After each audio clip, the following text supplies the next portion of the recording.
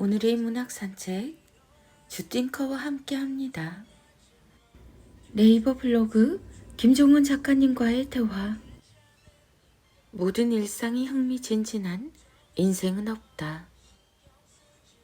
영화를 소개해주는 방송을 보면 세상에 재미없는 영화가 존재하지 않는 것처럼 느껴진다.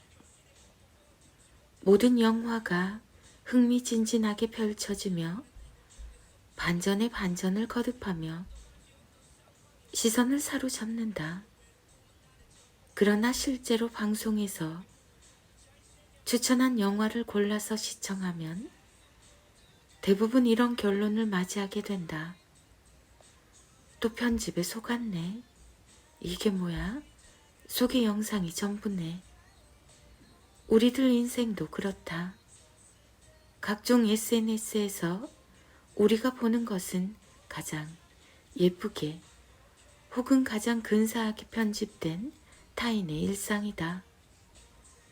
마치 영화를 소개하는 방송처럼 그들은 자신의 인생 중 가장 빛나는 순간만 골라서 편집한 장면만 보여주는 것이다. 반면에 우리 자신의 인생이 지루하고 힘든 이유는 누구도 자신의 인생을 보기 좋게 편집할 수는 없어서 그렇다. 영화도 그렇듯 모든 페이지가 흥미진진한 책은 없다. 일상은 우리가 가진 최고의 무기이지만 우리가 매일 맞이하는 일상은 보통 지루하고 재미없는 것들로 가득 채워져 있다. 마법처럼 싹 지우고 흥미로운 시간과 반전만으로 채울 수도 없다. 그러나 인생은 그래서 아름답다. 눈물까지도 내 인생이고 슬픔까지도 내가 한때 기쁨을 누렸다는 증거이니까. 살아있는 모든 나날이 전부 다 아름답다. 글을 쓰며 사는 삶이 인간에게 주는 근사한 선물. 보통은 자신이 하는 일이 끝나면 좋은 곳으로 떠나든 쉬든 전혀 다른 공간에서의 휴식과 함께 힐링을 생각하는데 나는 전혀 그렇지 않다. 지금까지 100권의 책을 쓰는 내내 이번에 쓰는 책 탈고하면 놀러 가야지 라는 생각을 아예 해본 적이 없다. 이유는 간단하다.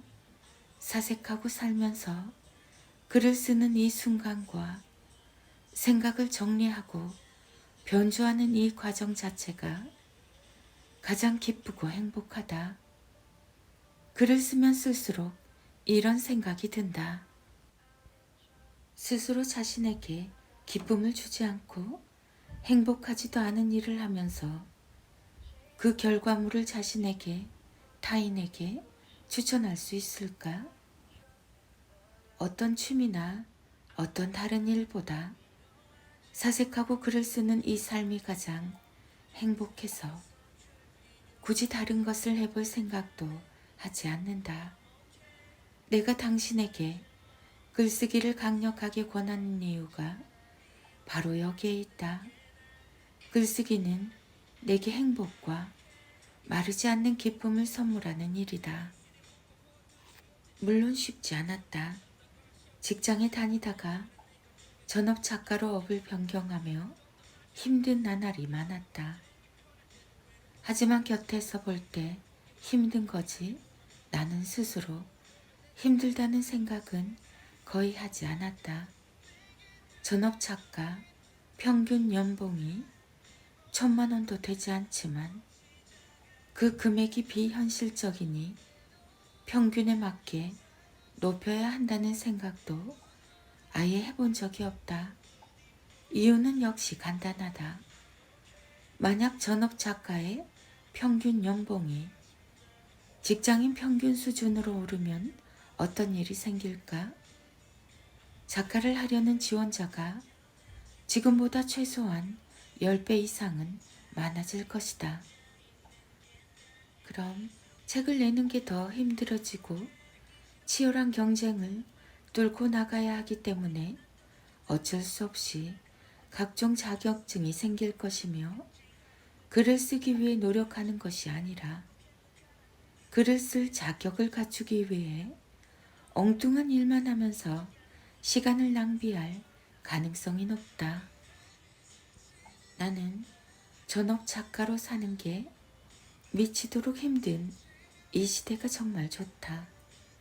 이 분야에 뛰어드는 사람이 적으니 따로 자격증도 필요하지 않고 내가 스스로 원하고 도움이 된다고 생각하는 주제에 대해서 깊이 사색하고 글로 쓸 수 있기 때문이다. 상황이 나아지면 좋겠지만 그럼 앞에 언급한 것처럼 본질은 사라지고 경쟁만 남게 된다. 결국 투정을 부리거나 상황이 좋아지길 바라기보다는 스스로 현실 앞에서 성장하려고 분투하는 게 현명하다. 세상에 사양 산업은 없다. 사양, 개인만 존재할 뿐이다. 내가 사는 현실 속에서 모든 것을 바칠 수 있다면 뭐든 원하는 대로 해낼 수 있다. 당신의 인생을 좋은 방향으로 바꾸는 5가지 생각. 생각은 꼭 모두에게 좋은 것만은 아니다. 생각은 반드시 현실이 된다는 말은 때로 최악의 불운이기도 하기 때문이다. 불길한 생각은 자꾸만 현실이 된다. 이유가 뭘까? 좋은 생각은 반복해서 하지 않지만 불길한 생각은 자꾸만 반복해서 하기 때문에 일상이 거기에 맞게 변화해서 그렇다. 우리의 뇌는 우리가 자주 생각하고 내뱉은 말을 현실이라고 인식한다는 사실을 꼭 기억하라. 그럼 인생을 좋은 방향으로 바꾸려면 어떻게 해야 할까?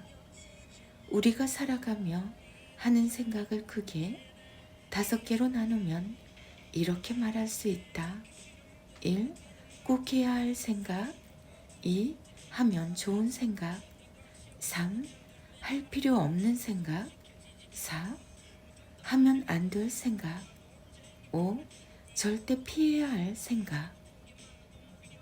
보기만 해도 알겠지만 1번과 2번을 주로 선택해야 하는데 대부분 4번과 5번을 자꾸 선택하고 그것도 모자라 반복까지 하면서 자신의 하루를 망치는 경우가 많다.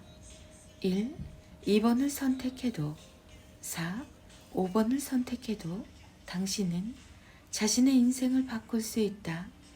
그러나 1, 2번은 당신에게 가장 좋은 것을, 4, 5번은 가장 안 좋은 것을 안겨줄 것이다. 모두의 인생은 다 다르다.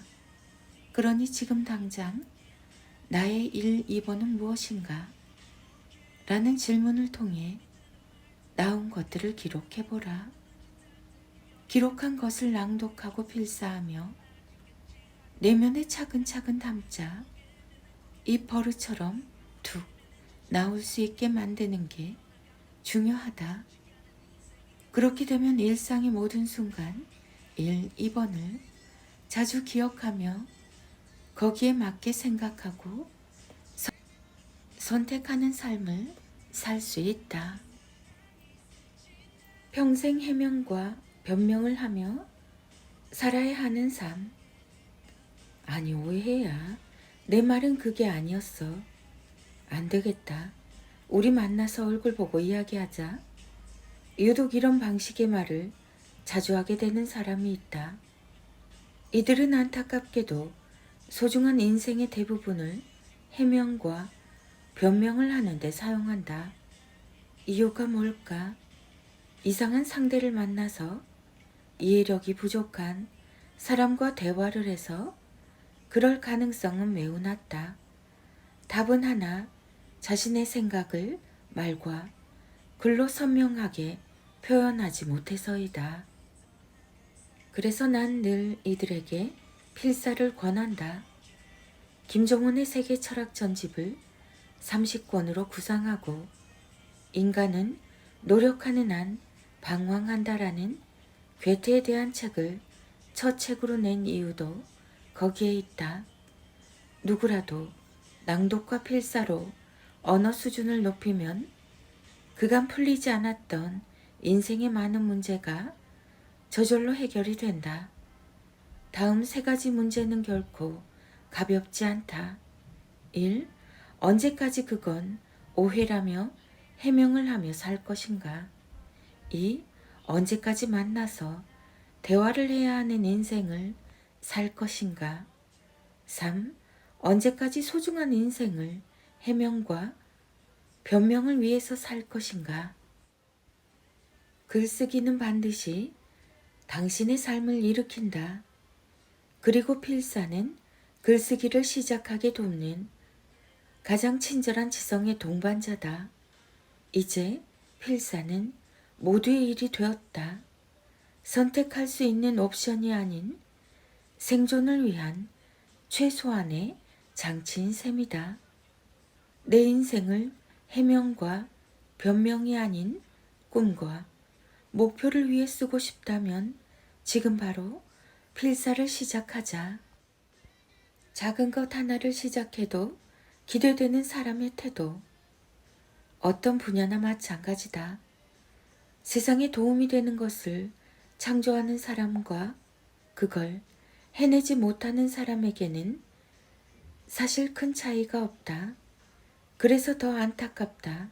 단지 자신이 아는 것을 세상에 공급하는 통로가 다를 뿐이다.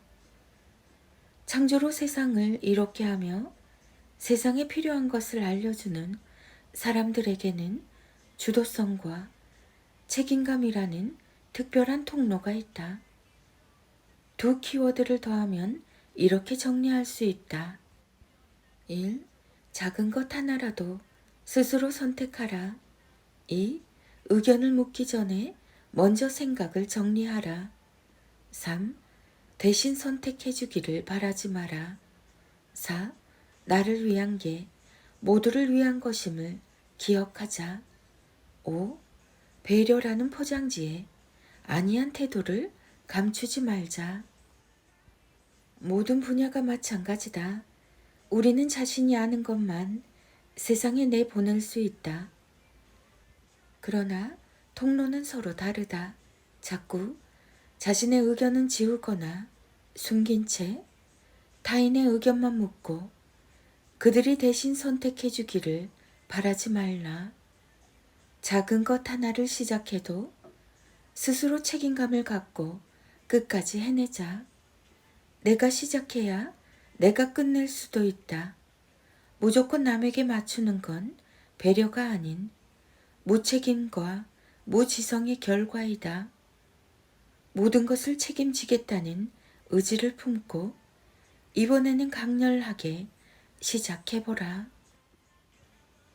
자녀들의 인력 낭송이 이어집니다. 하루 한자 365 인문학 달력. 분노가 나를 지배하는 이유는 내가 그걸 불렀기 때문입니다. 나는 분노를 거절할 수 있습니다.